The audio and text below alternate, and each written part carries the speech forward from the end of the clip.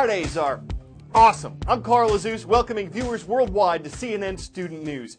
Leading off today's show are new developments in the crash of a Russian plane in Egypt.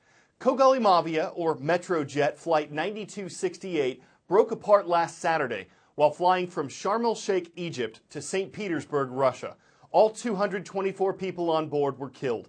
U.S. officials say their intelligence suggests the ISIS terrorist group or someone linked to it put a bomb on the plane.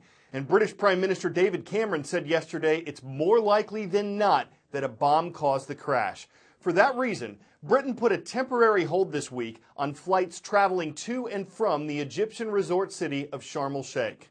We cannot be certain that the Russian airliner was brought down by a terrorist bomb, but because it's a strong possibility, it's right to act. It's right to act quickly, it's right to act on the advice that we receive, it's right to act on the intelligence that we have. We discuss this with others in Europe, we discuss it with the Americans. I'll be calling President Putin in a moment or two to discuss this with him as well.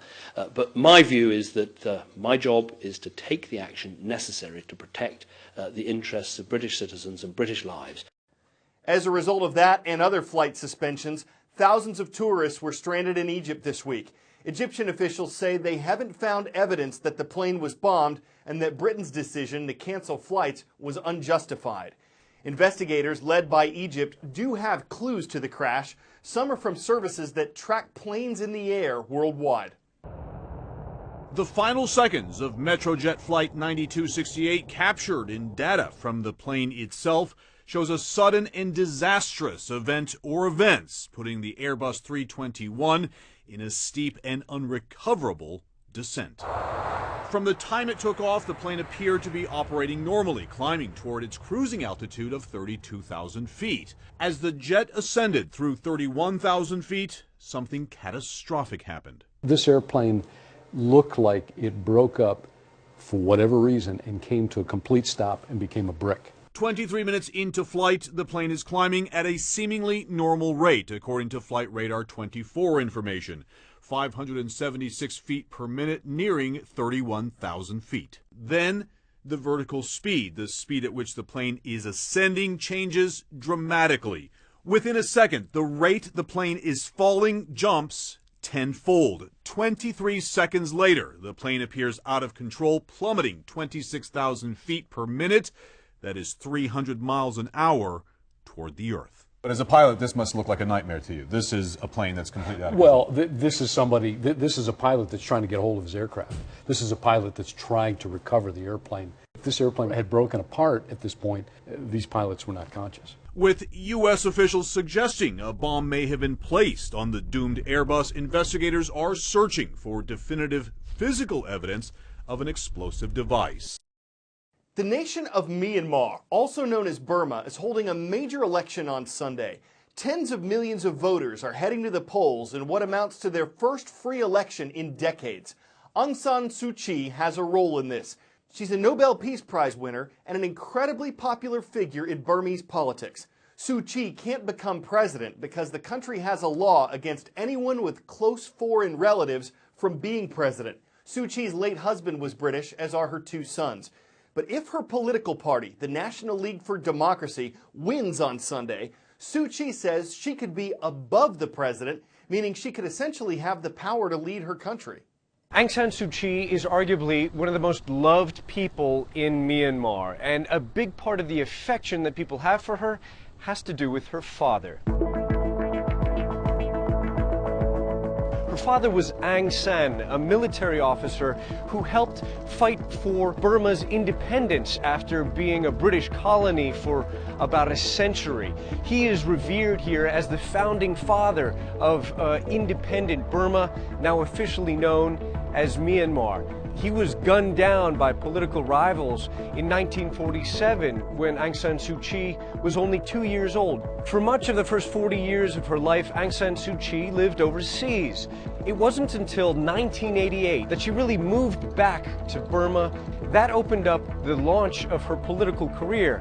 In 1990, Aung San Suu Kyi led a newly founded party, the National League for Democracy, in elections. And by all accounts, her party won. But then the military rulers of this country, they annulled the results. they placed Aung San Suu Kyi under house arrest for much of the next 20 years. In 2010, Aung San Suu Kyi was released from house arrest. It was part of a transition to a civilian system of government. Aung San Suu Kyi and her party were allowed to compete in by-elections in 2012, and they won dozens of seats in parliament.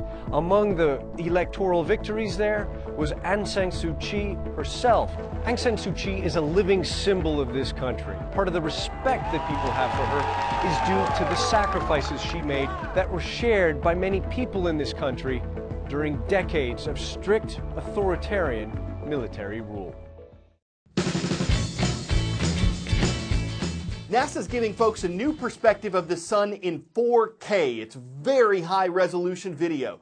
Scientists got it by recording 10 wavelengths of ultraviolet light. Someone knows what that means. Here are 5 fun and fascinating facts you might not know. 1.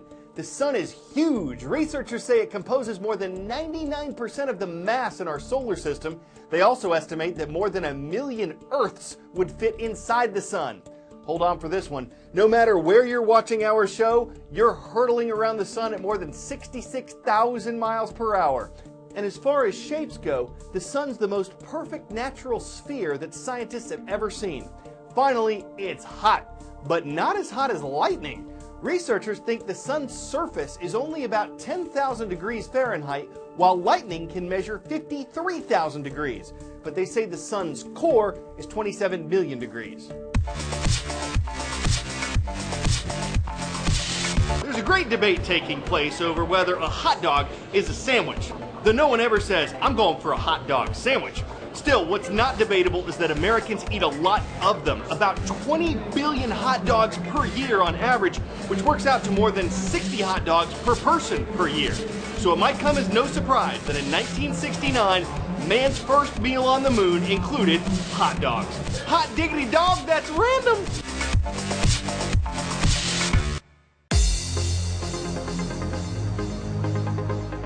Quick quiz to test your geographical genius. What's the capital of Ethiopia? In the central part of the African nation, it's Addis Ababa, and it's where we're glad to be part of your day at Fountain of Knowledge School.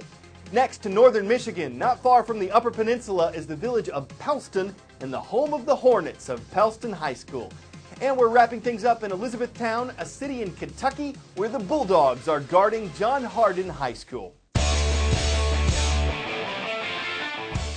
We already told you what's random today, but this qualifies too. It's a skunk doing a handstand.